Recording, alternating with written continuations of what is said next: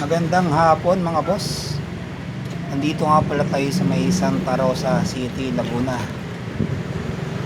Dito yan sa may Barangay Platero, no? Pero palabas na rin tayo ng National Highway. So RS muli.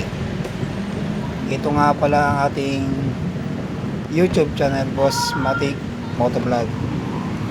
Ano yun? Bata. Akala ko may checkpoint, no? Kasi andun yung PNP mobile. So tatawid din tayo mga boss.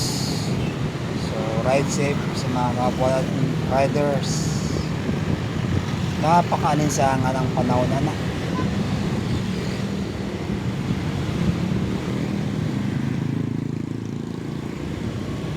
Tawid tayo pero dahan-dahan lang. At wag bigla. At baka may small foot dyan isang rider, no, na hindi marunong magbigay. Meron kasi depende yan sa mga driver kung magbibigay o hindi. Diretso ang kanilang takbo. Oops, may tatawid na bata. Ingat sa kanila, no? Parang baliwala lang sa kanilang tumawid ng National Highway. Time check nga pala ng mga boss. Siguro mga 5:30 na ng hapon, no? Kasi alas 5 tayo exact nag-out sa ating trabaho. Ngayon ay rush hour, no? Dito sana ako kakaliwa, no? Papuntang Carmona National Highway. Naalala ko pala, wala nga pala tayong gas. Pero meron pa naman siguro natitira. Doon tayo sa may Satos muna dadaan ngayon, no? At medyo maaga pa naman at wala pa naman masyadong dilim at hindi naman tayo masyadong nagmamadali.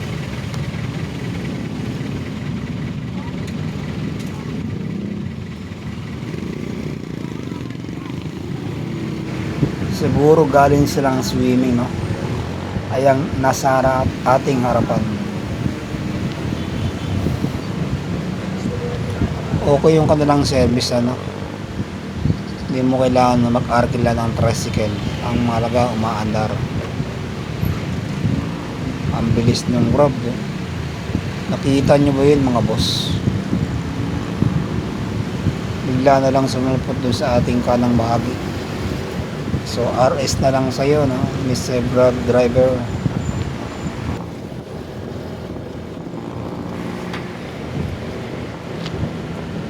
Ang linis ng kalsada ng mga boss. National Highway ng Biñang papuntang San Pedro City, Laguna. At walang masyadong traffic.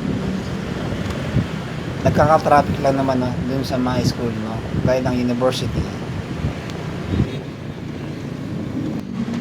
Nyek, akala ko walang traffic. Ayan, no, at napakahaba yata tila.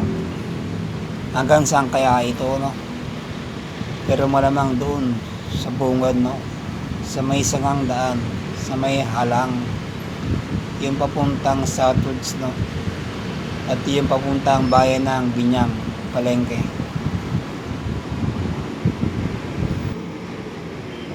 Dito muna tayo sa gilid, no. Kaya lang nakakaya doon sa nagbabike na mga boss kasi linya nila to, eh. Pero babalik tayo doon sa gitna para hindi tayo makabala doon sa nagbibisikleta ng mga boss at hindi natin tuloy niya. Kung may tatanong nyo mga boss, no, ako rin ay nagbabike papuntang trabaho, no. Halos 1 oras din mahigit ang aking tinatakbo at paahon yun papuntang bundok.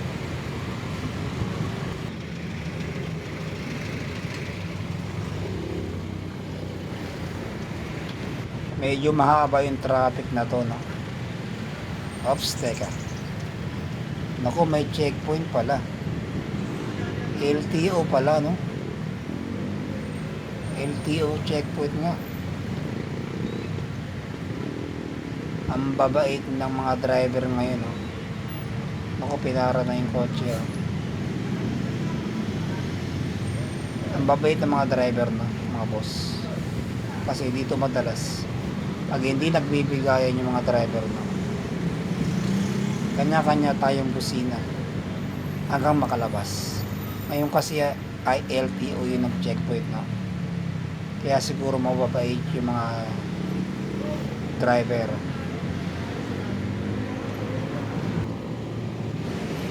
Kakaliwa na pala tayo dito ng mga boss papuntang sa Toons, no, hanggang tayo ay makauwi ng ating bahay.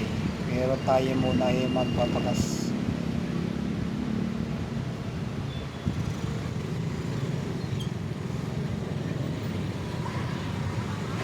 Ayun, dito muna tayo sa may mababang presyo ng gasolina, no,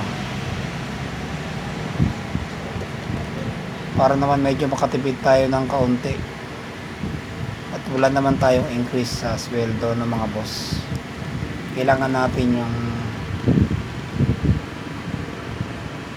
talaga natin magtipid. Plus 80.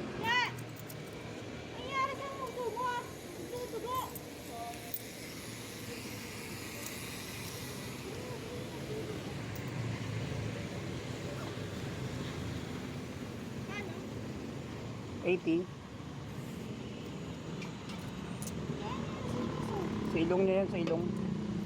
Sa ilong? Oh, sa ilong. Ganyan ang aso ko eh. Nangyari sa aso yung ganyan dati. Pero matagal na sa init. Sa init? Parang nasunggo. Tubig lang, tubig. Sa init yan.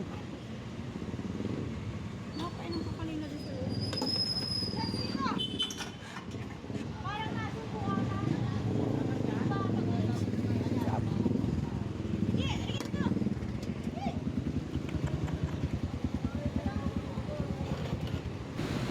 Kawawa naman sila ng mga boss.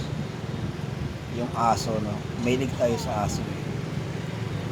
Ganun na ganun nangyari sa ating aso, no, si Whitey, ang ating alalang sa ngayon ay wala na siya. So ilang taon na rin nakakalipas, no, nang nawala na siya, no, kasi ganun na ganun yung nangyari sa kanya. Lumudugo yung kanyang ilong at nagulat na lang ako, no. Naalala ko tuloy yung aso kong yun, no, at napakabait niya. Siya ay isang Aspin dog, no, na puting-puting aso.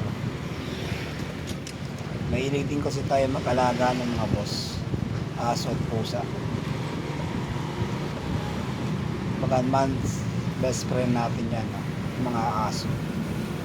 Kaya minsan nakakita ko, lalo na sa social media, yung kinakatay, no, tapos kakainin.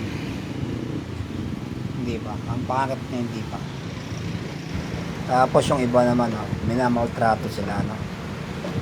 Naalala nyo ba yung last few days?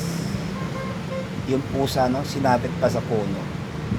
At yung ibang aso naman, no, mga ibang gumawa ng kalokohan, no, sa aso. Paano kaya kung gawin sa kanila, no, sa ating tao? Matutuwa kaya tayo? Nakita nyo ba yan ng mga boss? Napakaganda ng haring araw at paglubog ng araw. Andito pala tayo sa may Satud City, no?